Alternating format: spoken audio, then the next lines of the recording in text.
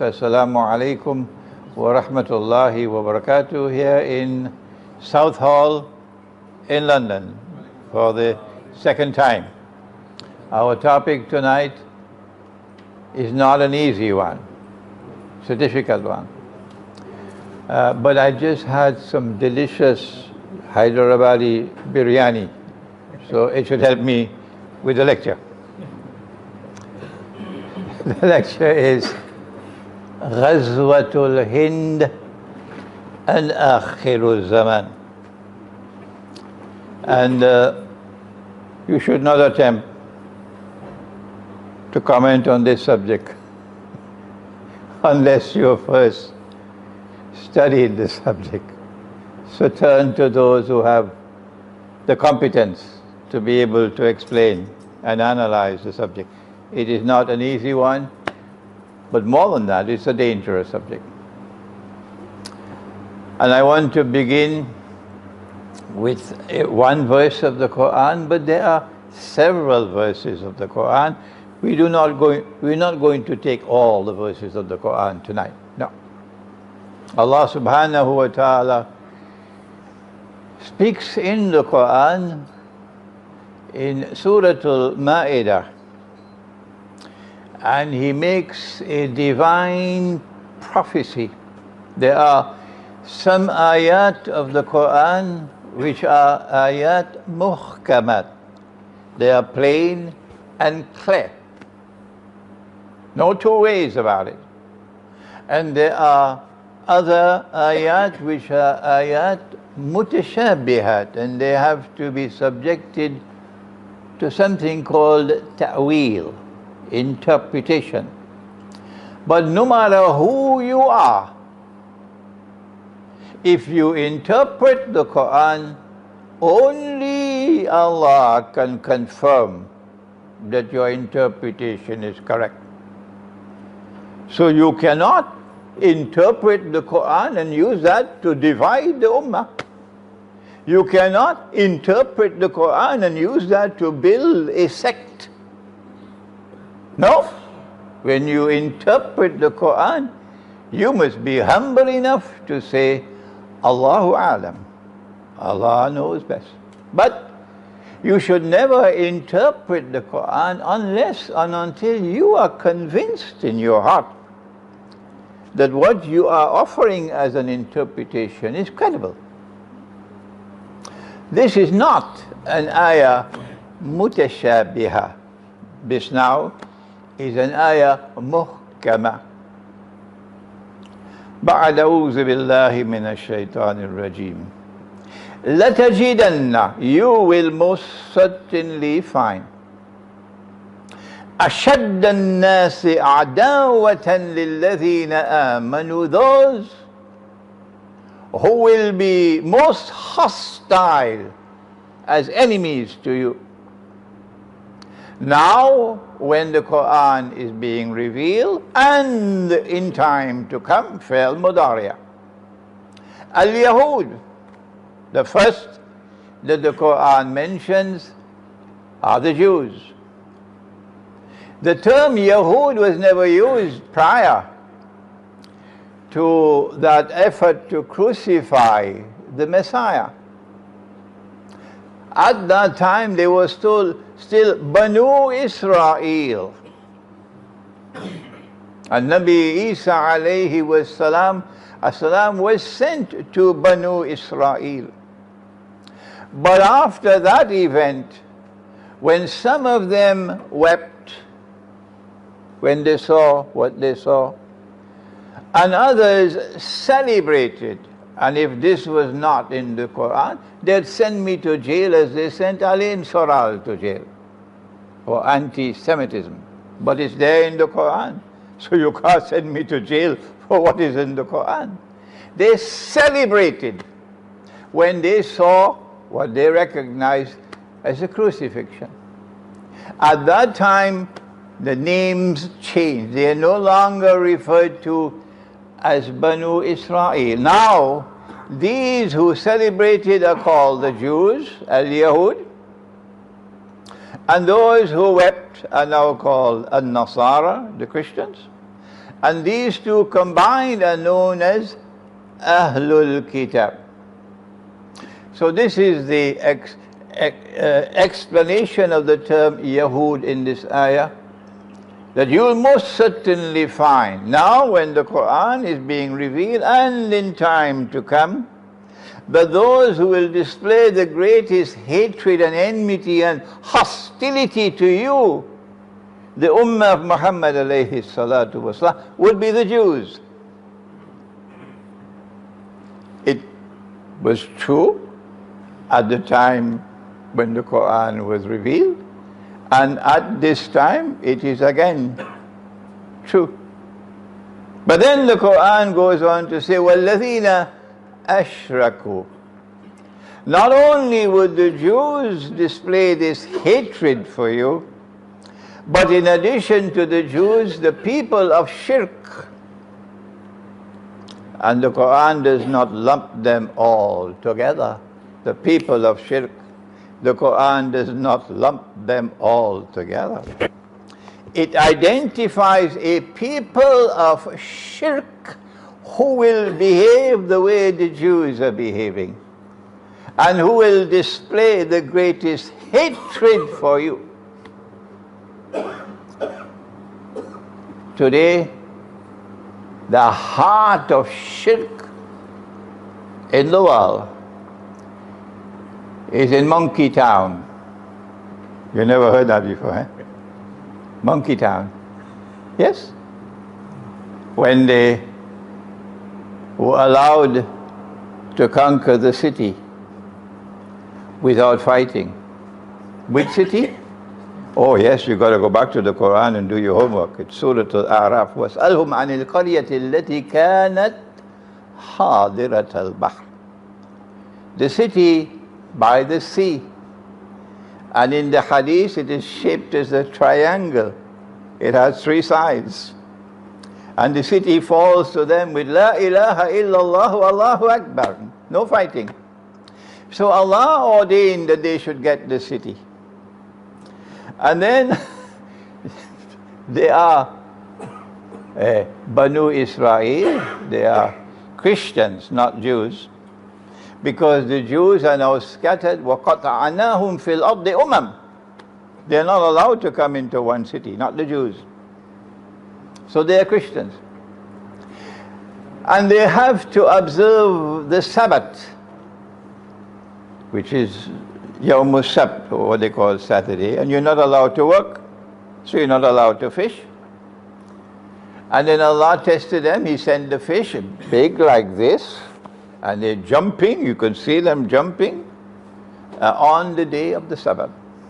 And then every other day of the week, no fish. So they're being tested. And some of them said to themselves, we don't care 2 peanuts for the law. No. And they went fishing. And they're still fishing to this day. To this day. And another group said, listen, Allah will punish you, beware. You violate the law. And a third group who had spiritual insight, basira, they said, why bother to warn these people? They have gone past the point of no return.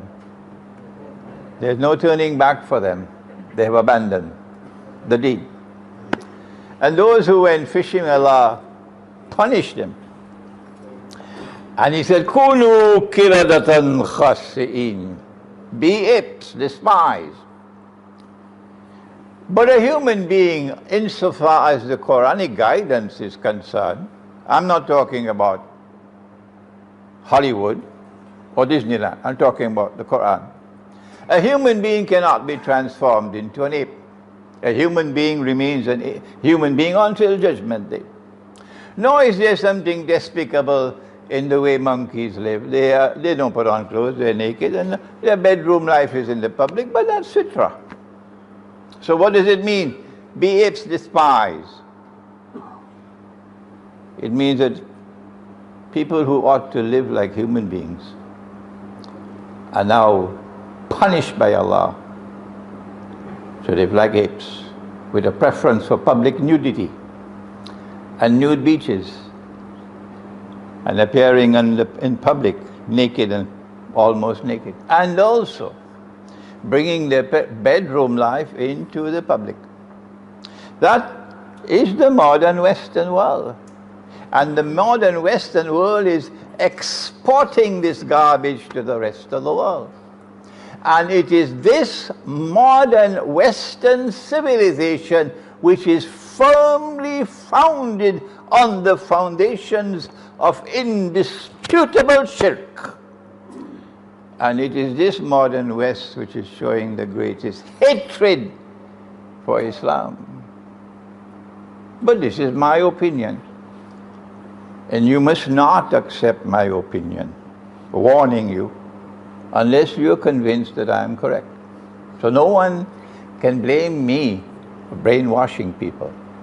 I respect your independent thinking. I invite you to think. I'm here in England to do only one thing. Not to take over anybody's masjid. No.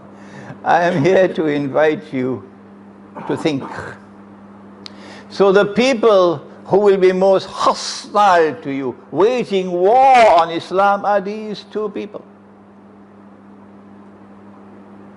And then the Qur'an goes on to say that at that time when these two people are waging war on you, showing hostility to you, hatred and enmity, وَلَتَجِدَنَّ أَقْرَبَهُمْ مَوَدَّةً لِلَّذِينَ آمَنُوا الَّذِينَ قَالُوا إِنَّا نَصَارَى. There are some who are not too happy with Allah, you know. They wish that this verse could be rewritten. They have more knowledge of the deen than Allah Himself. But this is what Allah has said. And you will most certainly find at that time when the Qur'an was being revealed, remember Abyssinia, remember the Negus of Abyssinia? And in time to come, when the Jews display that same hatred again, at that time you will find a Christian people. No, it doesn't say that. It says that you will find a people who will be closest in love and affection for you. And yesterday in Birmingham, I had a session of an hour and a half with 4 Orthodox Christian monks.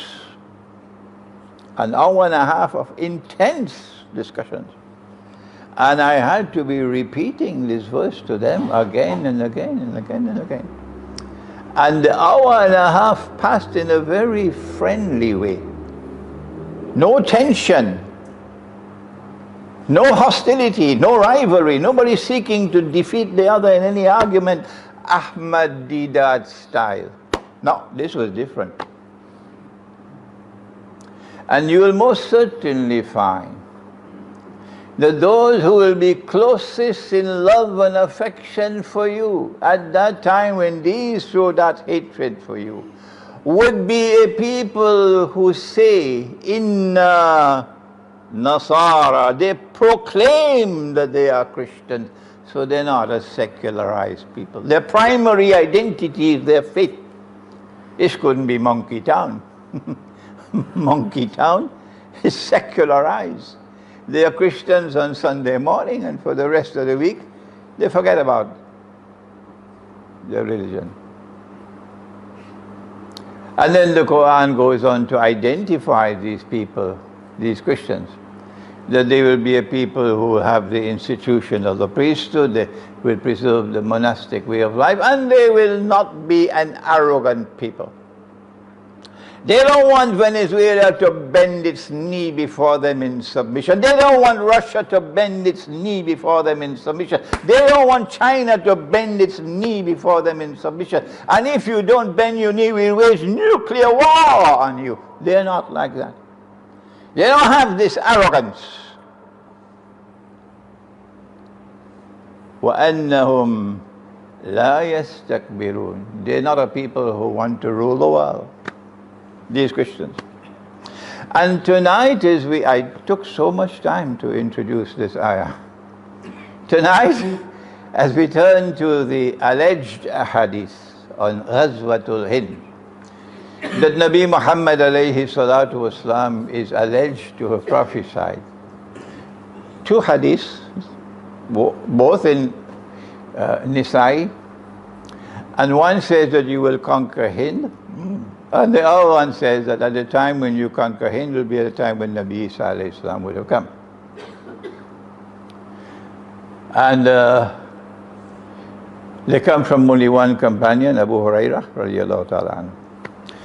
And tonight, as we address the subject of GHAZWATUL HIND, which has caught fire, and the fire is scorching the whole of Pakistan and much of India and so on, and it is leading in a very dangerous direction. Those who are beating the drums of GHAZWATUL HIND, they don't know the danger. It is necessary for us to examine the hadith. And it cannot be done by schoolboys who take US dollars and state-of-the-art weapons from Santa Claus to go and wage their bogus jihad here and there and everywhere. And they got only peanuts in their heads.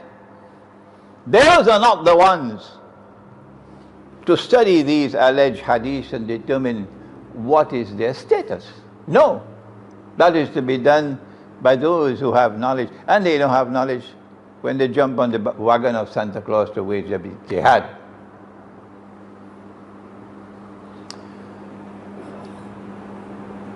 Who is Hind? The word Hindu comes from Hind. So the Hindu is someone who belongs to Hind. The Hindu is someone who belongs to a territory known as Hind. So when the hadith allegedly says you're going to conquer Hind, it is talking about a territory. It doesn't talk about a religion, it talks about a territory, Hind. And Hind at that time comprised the whole of the territory of Pakistan. Today, if I'm wrong, could you kindly stand up and tell me I'm wrong? If I'm wrong, could you kindly stand up and tell me I'm wrong? That Hind at the time of Nabi Muhammad alayhi salatu wasalam comprised the whole of the territory of Pakistan today. The whole of the territory of India today, the whole of the territory of Bangladesh today, and maybe part of Afghanistan as well. That's a tall order, that you're going to conquer Pakistan. And you're going to conquer India, and you're going to conquer Bangladesh. So this is certainly not a prophecy that has any connection with the Republic of India. That's the first mistake they make. The hadith speaks of Hind. But in Hind are the Hindu people. And the Hindu people today are recognized as a people belonging to a particular religion. So the appearance of the alleged hadith is that there's going to be a war between Islam and Hinduism. And the Hindus have to be identified as the people of shirk. This is the thinking. This is the analysis being conducted today, all over Pakistan. That when the Qur'an speaks of the people of shirk who will show the greatest hatred and hostility and enmity for you, the Qur'an is talking about the Hindus. So let us do some elementary analysis, and today it's only an introductory lecture, 45 minutes. I have to come back to this subject again and again and exert whatever scholarship I have to try to explain and clarify this subject once and for all. And then after that, it's for the scholars to decide whether Imran is speaking nonsense or whether there's some sense in him. I come from the island of Trinidad, in the Caribbean, where Hindus and Muslims live. And I want to know whether or not I have found this hatred for Islam in the Hindu heart. But this ayah of the Qur'an, it speaks about.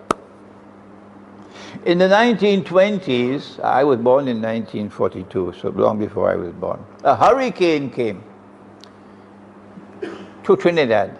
You know what's a hurricane? Like a typhoon. And this hurricane blew off the roof of the masjid in a city called Tacarigua. It's an American Indian name. And the day of Jummah is coming, and the Muslims don't have a place to perform Salatul Jummah because rain falls not every day. One of the most famous pundits in the island, a pundit is the highest man in the Hindu religion, the pundit. His name was Doon Pandit.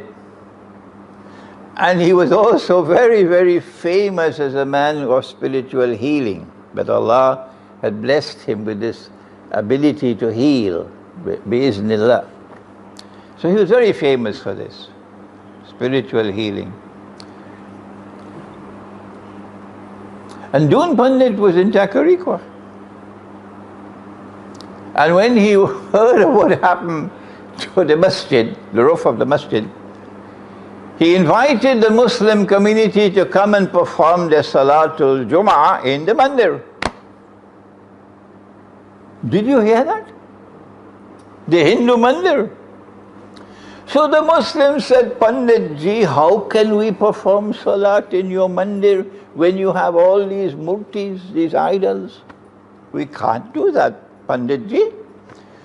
So Pandit, Doon Pandit said, no problem, I'll move them all. And he cleared out the mandir of all the murtis. And the Muslims came in the mandir and they performed Salatul Jummah for 6 weeks until they had repaired the roof of the masjid. Is that hatred? That's something to think about. This is not a normal Hindu. This is not an ordinary Pandit. This is the most famous Pandit in the land. He got into trouble with his own people. He got into trouble with his own people, but he was powerful enough to say, don't bother, I am in charge, not you. And I want to leave now this individual case to turn to a collective case, which is just yesterday. The British were leaving India. And they were leaving behind a Hindu people and a Muslim people. Prior to British rule over India, the Muslims had ruled over India for hundreds of years. The Hindus never invited them. And the Hindus were not at all happy with Muslim rule over India. Up to this day, they're not happy. It still pains them very much. Muslim rule over India was not a rule was established on the basis of the guidance of the Qur'an, but in fact it was in conflict with the Qur'an. Muslim rule over India was in flagrant conflict with the Qur'an.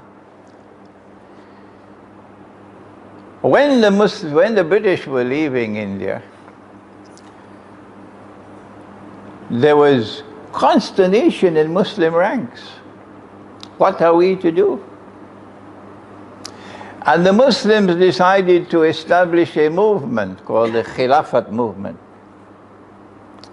And all of India, the whole Muslim community of India stood solidly behind the Khilafat movement. Never before in the history of Islam in India have you ever had a movement like this that captured all the people. The Khilafat movement. And the Khilafat movement, while it was focused upon the preservation of the Khilafah in Istanbul, was primarily directed towards getting the British out of India. That's the primary purpose. The Khilafat movement, listen carefully to my words. And if afterwards you're annoyed with me, never mind, we'll be friends later. The Khilafat movement was led by men who knew Islam and who lived Islam.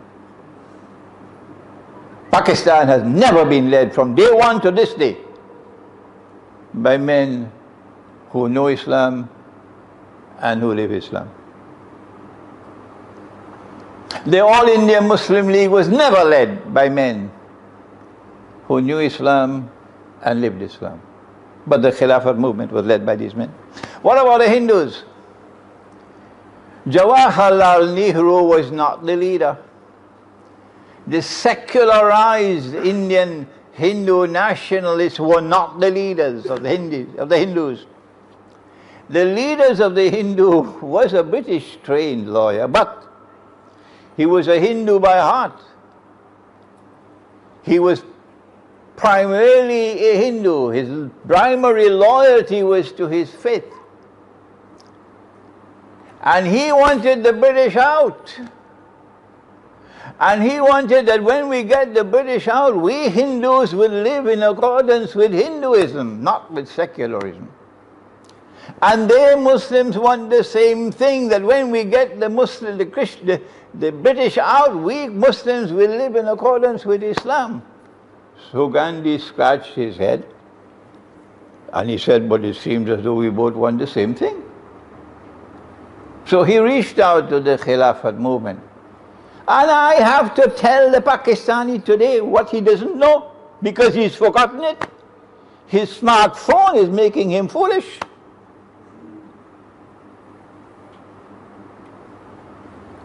Gandhi reached out to the Khilafat movement. It's not the Khilafat movement reached out to Gandhi. And this is a Hindu, and this is the leader of the Hindus. Is this hatred? Is this hostility? Is this enmity? He reached out to the Khilafat movement. He said, let's make an alliance. You and I, we both want the same thing. The Khilafat movement was overjoyed. Maulana Abdul Bari was the leader. Yes, we want it. Gandhi said, I asked for only one thing, that you do not kill the cow in this country. The Khilafat movement said, deal, we will not kill the cow. The law of Islam permits us to eat beef, but out of respect for the people amongst whom we live, because you worship the cow, you consider it to be a sacred animal, we will voluntarily not kill the cow. Very wise and sensible leadership on the part of the Khilafat movement, and Maulana Abdul Bari in particular. And so an alliance came into being. A Hindu-Muslim alliance against the British. And in the whole history of Western civilization, there's never been a more powerful resistance to Western rule than the alliance of Muslims and Christians in India. This does not appear to me to be a people filled with hatred and enmity and hostility for Islam at the time when the Jews are doing that. No. And if the rug had not been pulled out of the feet of the Khilafat movement when they got Mustafa Kemal to abolish the Khilafah. And I know you're going to be annoyed with me, but I have to say what I have to say. Dr. Muhammad Iqbal also played a critical role in the collapse of the Khilafat movement. And as a consequence of the collapse of the Khilafat movement, the All India Muslim League was able to take over. And today you have a secular state of Pakistan, not what Muslims wanted. When the Muslims established the Khilafat movement, they wanted that Muslims, after the British had left, we should be able to live in accordance with Islam. And today you have I know you're going to be annoyed with me, an Islamic Republic of Pakistan which should better be renamed as the Islamic Republic of Shoeshine Boys of Muhammad bin Salman. Yes.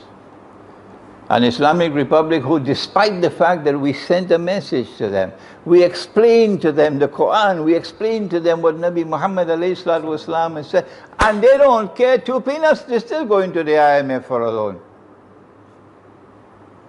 Is this the Pakistan that's going to wage war on India in GHAZWATUL HIND, and Allah will come to help you to conquer the whole of India?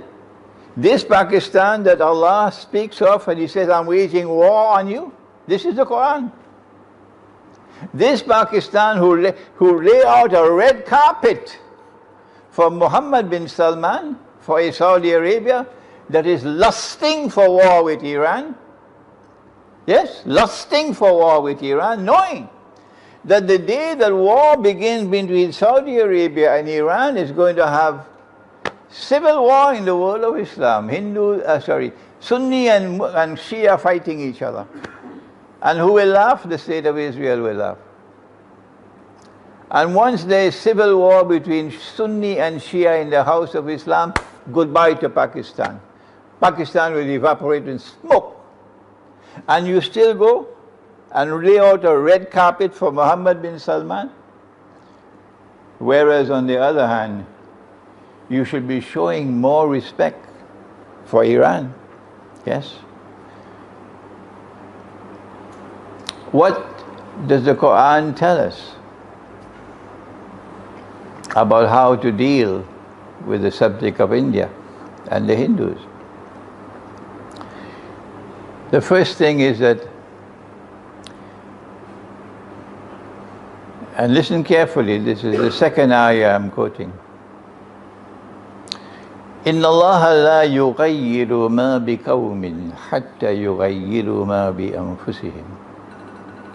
Allah will not intervene to change your condition, to help you, no matter how desperate your situation may be. And surely, yes, there's war coming between India and Pakistan, we know that, because that's what Israel wants. And they have the government in India that they want now.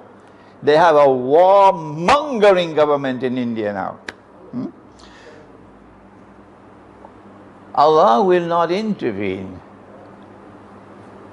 to change your condition, regardless how terrible it may become, until you first make the effort to change your own condition using His guidance.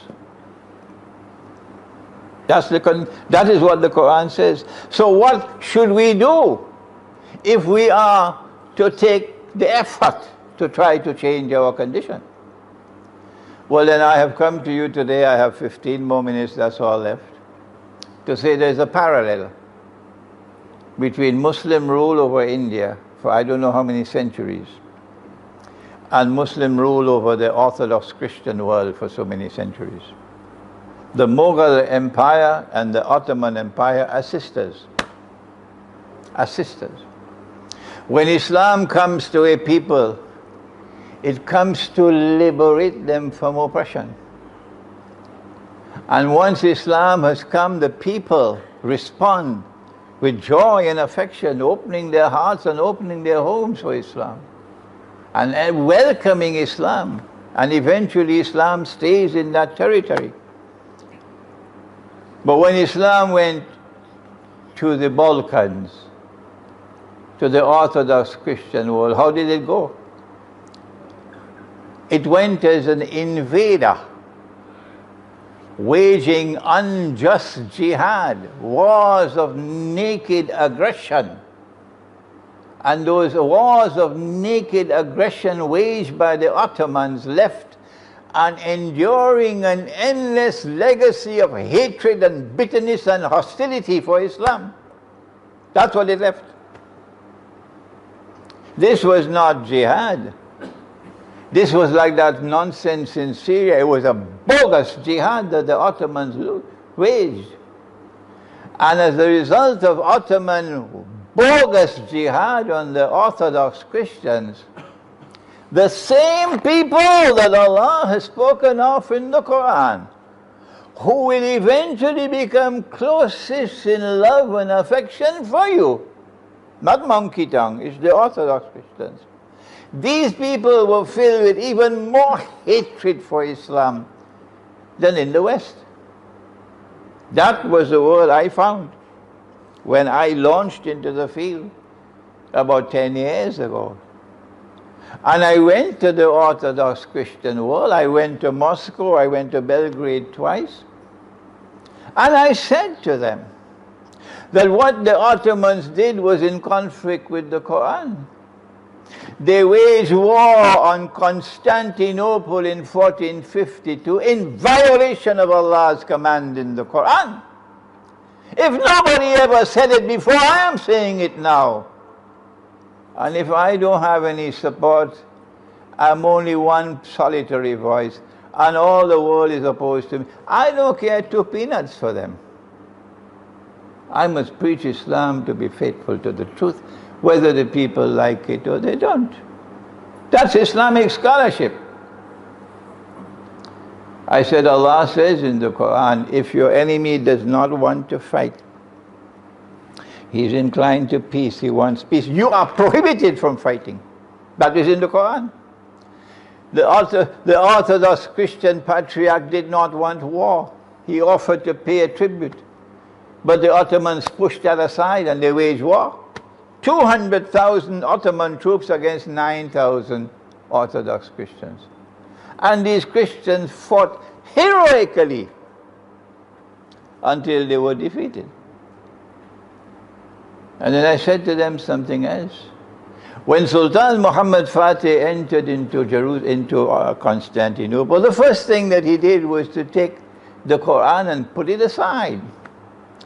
The Qur'an says that you Muslims must fight to protect the Christian church and the cathedral and the synagogue. وَلَوْلَا دَفْعُ اللَّهِ النَّاسَ بَعْدَهُمْ بِبَعْضٍ لَهُدِّمَتْ صَوَامِعُ وَبِيعٌ وَصَلَوَاتٌ وَمَسَاجِدٌ يُذْكَرُ فِيهَا اسْمُ اللَّهِ كَثِيرًا. Surah Al-Hajj. You have to fight to protect their cathedral and synagogue. And instead of doing that, you went and you converted their greatest cathedral, Hagia Sophia, to a masjid. Shamefully, disgracefully, manifestly, sinfully. And when I spoke these words to the Christians, they were crying. We didn't know that this was Islam. And now that Orthodox Christian world is drawing closer to us. Alhamdulillah for that. Of course, I made many enemies in the process. Those who constantly praised that army in 1452, which conquered Constantinople, and who constantly praised that commander, the Sultan Muhammad Fatih, who conquered the city. And then I explained to them, do you know why he said, لَتَفْتَحَنَّ الْقُنْسْتَنْتِنِيَّةِ وَلَنِعْمَ الْأَمِيرُ آمِرُهَا وَنِعْمَ الْجَيْشُ ذَلِكَ الْجَيْشُ. You know why he said that, Nabi Muhammad sallallahu ta'ala alayhi wa sallam? That after the great war which is around the corner, the next event will be that you will conquer Constantinople. And he praised the commander and he praised the army. Do you know why? I'll tell you why. He praised this army because you praised that army. He praised this commander because you praised that commander. That's why. And when we conquer Constantinople, we will return Hagia Sophia to the Orthodox Christian world, which today is led by Russia. And when we return Hagia Sophia, that will cement the reconciliation, friendship and alliance between those who follow Nabi Muhammad alayhi salatu wasalam, while the others are worshipping Washington and Santa Claus, both of them. And those who follow Nabi Isa alayhi salam. What did the Mughals do? Well, there is a Babri, you know. A Babri Masjid, which is exactly the counterpart to Hagia Sophia. We don't want to know whether there's any proof that Ram was born there. All that we need to know that in the Hindu consciousness, that's where he was born. That's all we need to know. So then why did the Mughal choose this spot? Answer, because the Mughals were doing exactly what the Ottomans did, trying to sabotage us. Sabotage us. So we'll end up in this mess in which we are today. The first step on the road that comes from the Qur'an, if we are to change our condition, is not to beat the drums of GHAZWATUL HIND. That's the road to destruction. The first step on the road, if you are to follow the guidance of the Qur'an, is to recognize that Muslim rule over India was like Ottoman rule over the Orthodox Christians. It was unjust war, bogus jihad. That's the first step of the road. I don't know any government of Pakistan which could do that. None. I don't know any armed force in Pakistan which could do that. None. It is the scholars of Islam who must show backbone and courage and intellectual insight. And we have to recognize that Muslim rule over Hindu India was unjust. We have to apologize to the Hindus for that. And in the process of doing that, we have to also say about Babri, if you consider this to be the birthplace of Ram, we have no right to be here. We don't want you to give us another piece of land in place for this. No. In the same way that Maulana Bari said to Gandhi, we're not going to kill the cow anymore. That's what he did. That's what the Khilafat movement did. In the same way we say now to Hindu India, we will voluntarily vacate Babri. We have no claims on this territory. Once you affirm that this is where Ram was born, and we'll find another place to build our masjid. If you do this, and if you recognize Muslim rule over India to have been unjust and you apologize for it, those who have hatred in their hearts for Islam and who establish their wicked alliance with Israel and are preparing for war on Pakistan, they would be in consternation. They wouldn't know what to do, because you're now appealing to the hearts of all the Hindus who are like Pandit, Doon Pandit, who don't have that corrupted heart. I'll tell you another story in the 5 minutes that I have, because this is my lecture for today. This is the strategy, not GHAZWATUL HIND. I was 21 years of age. My father was dead, I was an orphan. And my mother was struggling to pay the bills and so on. I was teaching, getting a small salary. And I got a scholarship to go to Al-Azhar.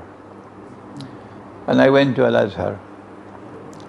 And I was disappointed, because I didn't find the kind of scholarship that I got from Maulana Fadlur Rahman Ansari when he visited Trinidad. I was 18. So Maulana Fadlur Rahman Ansari in Pakistan heard about it, and he invited me to come to Pakistan. So they arranged my ticket and I flew to Pakistan. But my father had a Hindu friend who had converted to Christianity just to get a job, but in his heart he's Hindu. His name was Lakshman. And when my father was dying, he handed over his family to his friend Lakshman. So you could have a Hindu who had such righteousness, such character, such honesty, that you could hand over your family to him. So Lakshman became a second father to me. And my family wanted me to leave Pakistan and go and study law in England. And I was also inclined to do that. The institute in Pakistan had not been established. I was going to be the first student and so on. And Maulana Fadlur Rahman Ansari reached to Trinidad at that time. And Lakshman had to meet with him. And a decision had to be taken, whether Imran will remain in Pakistan and study Islam, or whether Imran will go to England and study law.